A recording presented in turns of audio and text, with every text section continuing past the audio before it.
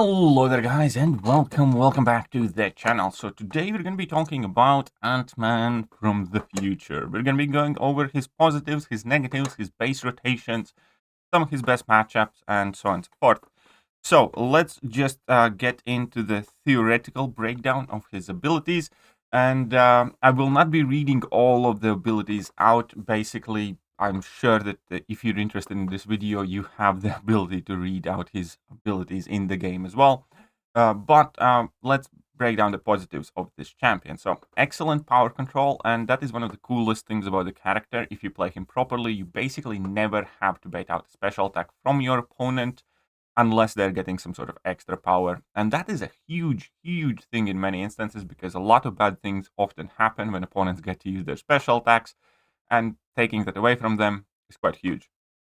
He has great safeguard mechanics, largely tied to his signature ability, obviously damage cap at 10% max, and then you get to regen some. And additionally, obviously, glancing is quite a great, saving grace when you mess up offensively, or something that can be extremely annoying defensively. He is a dual-purpose champion, and that is quite huge for stuff like battlegrounds, because he's quite annoying on defense, can stall, can mess people up, and obviously he's also quite fast on offense, which is one of the reasons why I like the champion as much. One of the cooler things about future Antman is that a lot of people overlook the fact that he does have AI manipulation built in his kit. Once you basically go over 5 of your nano armor charges, you automatically basically infuriate the opponent. You make opponents' AI more aggressive, which can let you do intercepts more easily, will force them to throw heavy attacks more easily, and it's always a great time when you have some sort of AI manipulation in. This is exactly why Taunt and Infuriate are such powerful abilities. And the coolest thing about future Antman's AI manipulation is that it is a passive ability. It's not a debuff. It's not something that you need to stick on the opponent. So that's quite awesome. He has flexible special attacks, and he's the first champion in the game that can actually kind of like disable a power bar and shoot a lower special attack, which is very cool. It just gives you much more flexibility in the fights, depending on situation, whether you need access to damage or power control. Great. He also has very high base HP, and as you can see lower in his not neutral remarks, I probably should have included it in the positives, is that his level 2 and his burst of damage are direct damage, therefore they are not subject to energy and physical resistance. I absolutely love. Now let's talk about the negatives. His playstyle does require you to take block damage and your opponent to hit your block in almost all the instances. His optimal playstyle definitely does. And that is not a great thing, because we are getting more and more champions that either have block penetration, crits on blocks, or bad things just happen when you let opponent hit your block. For instance, Adam Warlock is going to be going unblockable and whatnot. And then we have other champions like that will be sticking their debuffs through your block. We have, that can be extremely cumbersome at times. He is also AI dependent, and your rotations can be thrown off by AI being uncooperative in case they do not want to throw their heavy attacks, in case it's impossible either to intercept them or they throw a special attack at the wrong time. Now, typically it's not end all be all. It's not like all of your ramp up is wasted if opponent throws a special attack at the wrong time, but it can make him using him slightly more annoying. He's not as AI dependent as Spot is, but there is a bit of that. That can basically mean that, things can go wrong. Now, also another thing that is one of the biggest weaknesses of the champion, in my opinion, in kind of like medium to longer fights, he definitely relies on being able to sticking his debuffs. However, it is a bigger problem for a champion like future Antman, because he sticks few debuffs on, which basically means opponent will have access to their willpower healing at all times, and it also means that you need to be much more careful against all shrug of abilities. Because without your debuffs, you lose significant parts of your kit, and also damage. Can try to play around it, but it's also not enough to kind of like fully benefit from Despair Mastery, because at any given point you can only stack up maximum, I believe, 3 or 4 debuffs. So it's kind of like the worst bit. If opponent is super debuff reliant, like let's say Cassie Lang, and you have a ton of debuffs, it's awesome. It has great synergy with Inequity, and you can synergize with Despair to shut down opponent's healing. But in future Antman's case, and champions who do not stick too many debuffs but still rely on a few of them, it is often much more painful than if he would rely on a ton of debuffs. You know what I mean? So paradoxically, he also has very risky Mystic matchups because he does gain a lot of buffs that last short amount of time.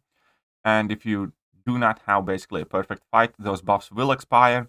That will feed Mystic Dispersion. So obviously in story content and stuff like that, he's perfectly fine against Mystic champions. He's actually very good in several of those matchups. But wherever Mystic Dispersion is involved, offensively he might struggle, especially if AI is not super kind of like cooperative. And ironically, he's a typical tech champion in a sense that he doesn't have most of the tech abilities. The only two things that kind of connect him with the tech class is power control, which is quite common in tech class, and obviously the armor buffs. Other than that, typically when you think of tech champions, we think of heal block. He doesn't have that. We think of ability to deal with Provis effect because of countering mutants. Doesn't. There is a synergy, but it's not in his base kit. And further on, he doesn't have access to shock or incinerate, which is also kind of like a hallmark of tech champions these days. And yeah, he has very, very few commonalities with tech class as such. And it can be a very bad thing for these specific tech nodes at times that require you to shock the opponent or to heal block the opponent, so on and so forth. So it is something to keep in mind for sure, because he's not very standard tech champion. At the same time, ironically, he does have very good mutant matchups, but he just deals with those mutants in a bit of a different way. He doesn't stop them from gaining prowess. He primarily stops them from using special attacks, which, kind of makes prowess useless. Anyways, it's also worth noting that his fourth light attack is a non-contact attack, and he does have dimensional and metal tags. Now, that means that obviously using him against Blade and Magneto is going to be quite harder. But ironically, again, he's not necessarily the best matchup for Magneto or Blade, because whenever he does get armor broken, he, can get his passives going, glancing, and still kind of mess up Magneto, even though Magneto probably will do just fine. But against Blade as well, because he relies on bleed, you'll be giving potentially a lot of healing to future Antman. I'm sure those two champions will do just fine against him, but they're not necessarily the perfect counters for future Antman. And that's another actually cool thing that I want to mention, that at the moment, he only has a couple of amazing counters in the game. You do switch off his glancing abilities with Pierce Effect. Pierce Effect on their base are really only viable on Hulkling, because if you use Valkyrie, then he's going to be starting to gain his regen. So yeah, he doesn't have too many counters, and obviously the fact that his Sig ability stops Galen is quite awesome. But let's get to the gameplay. Well, before we get to the gameplay, let's check out his Sig ability. His Sig ability is kind of like Ultron's Sig ability mixed with maybe Magneto, in a sense that it's good, but he's definitely usable unawakened or at low Sig. If he's awakened or at high Sig, he will have some fights where he does significantly better. So yeah, it's kind of like Ultron, basically, just better. So incoming bleed and incinerate effects suffer 90% duration, so he has no pure immunities, again, which is something that's not necessarily typical to tech class. They do normally have some immunities, but he doesn't. However, he does reduce bleed and incinerate duration by 90%, and whenever bleed or incinerate expires, then he gains a 3% regen buff, and if he gets stunned, that regen lost. Additionally, if he would take more than 10% of his max health in a single source, other than Special 3, you cap that damage to 10%, which is kind of like a Magneto Sig ability, and you also gain self-repair charge, healing 5% back. That also can stack, so if you eat like a combo from a really, really high damage champion, and let's say each of those hits deals you more than 10% damage, you cap that damage to 10% at a time, and your regens immediately kick in and stack in, and you kind of recover more than half of the health you lost. That can also be quite annoying when facing him as a defender.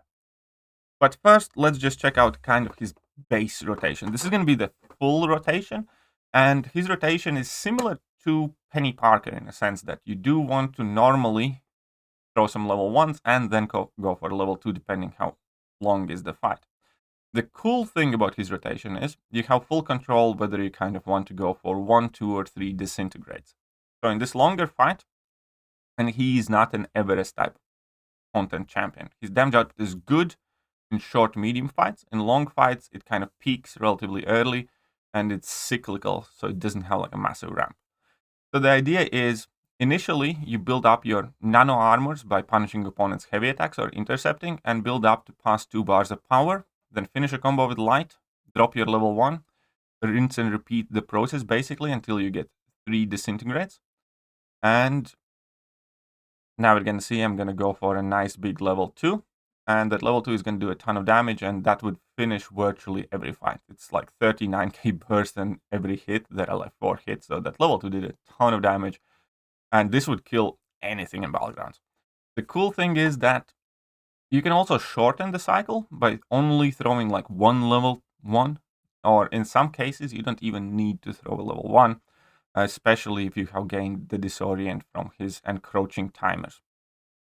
And this is more or less how you play him. So keep in mind opponent's power bar at all times. At no point he has had a chance to use a special attack, or you have had to bait it out, because whenever you do use your level 1, you power drain the opponent, and when the encroaching timers fire, you also get to power drain the opponent and reduce opponent's combat power rate as is. So you can see that throughout this entire thing, it was very easy. So again, just to go at the very start to explain the beginning of the fight. So you start by blocking opponent's attacks or getting in some intercepts. If you intercept, you get 2 nano armor charges. If you punish opponent's heavy attack, you gain 1. And if opponent glances, even hitting your block, you also gain 1. At the same time, whilst you're attacking, your encroaching power detonation timer keeps expiring, and we can see that red passive is placed on opponent that lasts for 12 or 14 seconds. But when that expires, if opponent has not used the special attack, you place disintegrate on your opponent. Meanwhile, I built over 2 bars of my power, finished the combo with light, disabled my one of my power bars, and used my level 1 again to power drain the opponent. So you can see here. And I basically threw 2 level 1s. Now, he threw his special attack here, but it's not a big deal, especially because we do have more than 5 nano charges, so that encroaching power detonation timer, is going to activate. And now I just went for a massive level 2. So he's very, very straightforward and simple to play. Basically, hold block, bait out opponent's heavy attacks, punish those, then decide whether you need the level 1s for power control and ramp up of damage. And if you do, well, then use level 1s. If you don't, just go for level 2 and you will be pretty much fine. Here I'm going to use my level 2 with only 1 disintegration, I believe. Oh no, I'm going for 2nd disintegration. That is almost going to be enough to finish. I did kind of misplay here where I lost one of my bursts on the final hit. If I timed myself better, I would have finished the fight right here and right now. So, very simple to play. Let's see at a shorter type of health pool. And this fight isn't going to be ideal, but I'm going to be basically trying to build up to my level 2 and do nothing else. I'm just going to build up my nano armor charges, and it's nearly going to be enough damage against this Deadpool, which has 160 some K health, plus obviously he's regening some as well. But this is not going to be the perfect rotation example that I'm going to show in the next fight. However, it is still important to point out the level 2 damage. I didn't use any of my level 1s. The level 2 still has like 12k burst there, and we can see if there wasn't that regen active, the fight would be over at this point. So if opponent has like 160k health or under, you can just basically build up to level 2 and you will be fine and done. And even though I kind of messed up this match, it was still over in 42 seconds. However, you can see that you can do even better than that. And here we're going to be going up against 195k health pool with class disadvantage. Keep that in mind. So this is like a full-fledged Battlegrounds fight. 200k is about an average Battlegrounds health pool, especially considering that we are a class disadvantage. And here I believe I'm just going to use 1 level 1 and then go for level 2. And that is going to be more than enough. And the fight is going to be very short because I don't have to bait out opponent's special attacks. Bait out their heavies. As we can see here, I'm gonna wait for that encroaching timer to expire. Sweet. I'm using my level 1. He's at 3 bars of power, not a big deal because level 1 power drains him. Then the second power drain kicks in as well. And I just go for my level 2, which, again, he still never had a chance to use a special attack, and that is more than enough. You can see, 45 seconds, the fight is over. Quite easy at that. Then I basically decided to do a very similar rotation against this Deadpool to kind of make sure they kill. Now, I will still not use any level 1s, but I will wait for my first disintegration on the opponent.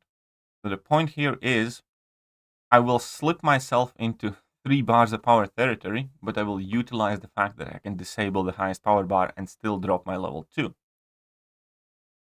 And that is going to work extremely successfully, which is, I suspect, going to be the base rotation in most fights. Either level 1, level 2, or what you are about to see here, because this is even quicker. So we already have the disintegration on the opponent. I have pushed myself to 2 bars of power, but I disable the last bar of power, drop that level 2, and we have nuked down that Deadpool with plenty of overkill in 36 seconds. So he can definitely be very quick and capable offensive champion. Now, looking at some of the matchups that he can do well, there is a ton of random ones. For instance, Iron Man Infinity War. Now, this is a rank 5 Iron Man Infinity War against my rank 3 4-star future Antman. So the block damage in this fight is extremely exaggerated. In Battlegrounds or any other content, you would not be taking as much block damage. But it is going to work as a decent showcase. So here he used his special attack. It's not the big deal. I will mess up this fight a little bit at the end. I will basically miscalculate. But the idea is, in virtually all of the instances with a full ramp up, these fights would be over in any reasonable scenario. So the point is to demonstrate that against Infamous Iron Man, for instance, he can quite easily deal with him without ever needing to bait out a special attack from the champion. I'm going to be going for a full rotation here. Again, I built up my 3 disintegrates. I do have my power detonation. So now I just need to make sure that I build up to my level 2, which I'm going to use in a second. You can see quite huge damage for a 4-star rank 3 against 6-star rank 5. So if this guy was rank 4, he would be dead right here and right now. But, I kind of overestimated, so I need to deal with all that regen. And then I'm going to slightly overestimate my damage again and end up eating a level 3, but it still works as a great showcase. And then I want to show this bishop fight. No, wait. Before that, I will show... Which one, this guy? Here we go, Havoc. Now again, this isn't going to be a perfect fight, but things to note here is that because of your playstyle, he just happens to counter Havoc pretty much perfectly. Because, well, you do have the armor ups to protect you from the detonations anyways, but because you are consistently baiting out heavy attacks from Havoc, he never really gets any plasma charges on you in any kind of reasonable fight. Also, the fact that you do not have to bait out any special attacks obviously is making this fight even kind of easier. You're going to see that here I got my first disintegrate on. I'm going for my first level 1. Now the power detonation there active. Quite sweet. And we're just gonna go for a full cycle. And again, this is a 6-star rank 5 Havoc. So we're gonna go here for another level 1, which is quite sweet. And we still haven't baited out a single special attack from Havoc. He hasn't used a single special attack. And now I am going to go for my level 2. Unfortunately, I went for my level 2 slightly early. I should have waited till the power detonation activates to get my big bursts. But we can see that if it wasn't a rank 5, he would be already dead. Now, the rest of the fight is basically just me building up to another level 2, I believe, and finishing it off. There's nothing too major. I do get some plasmas on me because he did use his level 1. But again, you're safe because armor ups are there. So, he does have kind of randomly great mutant matchups, even though he doesn't directly counter the mutant abilities. And here's going to be a very similar one against Bishop. So Bishop's dangers obviously come from his unblockable level 2, or if Bishop accidentally uses his level 1. Now the cool thing about the future Antman is, even if Bishop does throw his level 1, your incinerate duration reduction will save you there. But the best point is that you also never have to risk the level 2, because you just never need to deal with any special attacks, really. So here I'm going to go for one level 1. I see that Bishop's going down relatively quickly. And now I'm just going to throw my level 2, and this is going to be rank 3 4-star, destroying a 6-star rank for Bishop like it's nobody's business. And you can use, again, Future Antman in more complex matchups, and matchups where by definition you have to be careful or wary of other things. Obviously, that will require more experience with the champion. You can see that, for instance, I myself am not the best Future Antman player out there or anything. I'm still learning the character, and I will make some mistakes. But for instance, he will be relatively good fight against Nick Fury. So here I'm just keeping an eye on when he's unblockable, trying to bait out those heavy attacks because we are manipulating the AI and forcing him to be aggressive. He's very happy to throw those heavy attacks pretty much at all times. And we're just going to go and nuke him down. We saw there that now that he has his Fury buff active, I'm taking like 10% of my max health as damage in block, and that regen activates, which kind of saves you. But again, keep in mind that your block damage in these instances is extremely exaggerated. And here we can see that Nick Fury is basically dead with this level 2. So one full ramp up to destroy it, as I more or less expected. Then we're going to get him in the second phase. And again, we're forcing the AI to be aggressive. Check out the block damage here. But obviously it's just because I'm using a rank 3 4-star against 6-star rank 4.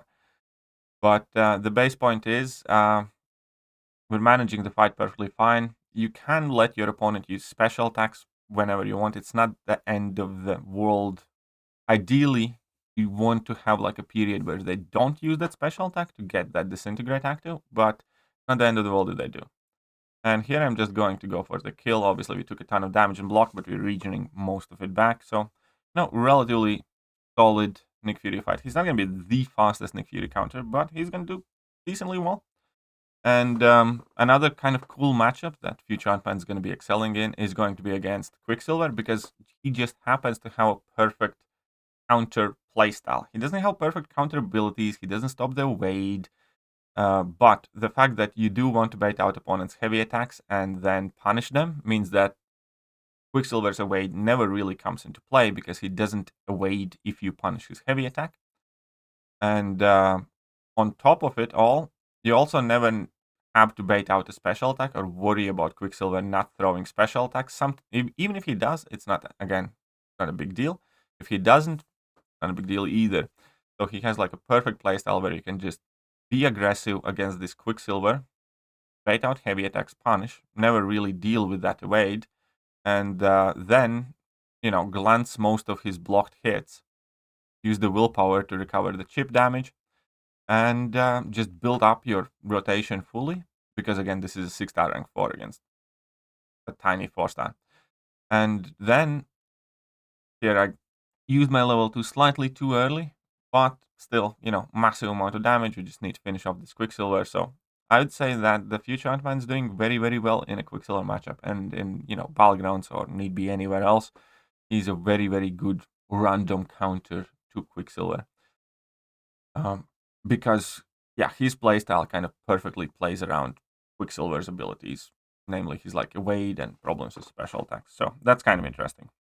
And then another kind of like random proof that he matches very good against mutants. Obviously, Nimrod would do this fight much better, but he kind of counters, let's say, Sauron, for instance, in a very random but cool way. Because Sauron does get his prowesses, but in most cases it won't really matter. Because again, you don't need Sauron to use special attacks at all. So here he did trigger his unblockable, which is fine. We just went in for an intercept. Again, you're just forcing out those heavy attacks, and he does have his 10 prowesses active, right? Everything's cool. Sauron does get to regen something, and this is a 7-star, so this is a rank 3 4-star against a 7-star champion, which is, in my opinion, quite impressive. So here we pushed him red, but we're about to power drain him. Sweet. So again, we bait out the heavy attack. I'm just gonna go for an... Do I go? Yeah, I think I will go for another level 1 because of Sauron's regen. And aside from that initial unblockable, we basically don't ever have to deal with it. And now I'm just going to drop this level 2 and the fight's over. So even though he doesn't, deal with prowess and whatnot, he still counters most of the mutant matchups. he will be taking damage against Domino. That is also quite important. He doesn't have that immune to ability accuracy reduction against mutants ability. But in general, I do think he's very, very cool and capable champion. I like the fact that he's dual purpose. He will have obviously his good matchups, his bad matchups, his weaknesses. But this is what future Antman does, in my opinion. And I really like the champion. So let me know whether you found this video helpful. If you did, well then hit that like button. And I will try to upload next champion guide for one of the new featured champions as well in the current featured 6-star crystal. So let me know which one you would love to see the most. Meanwhile, that's it for now, and I'm going to catch you guys later. Bye.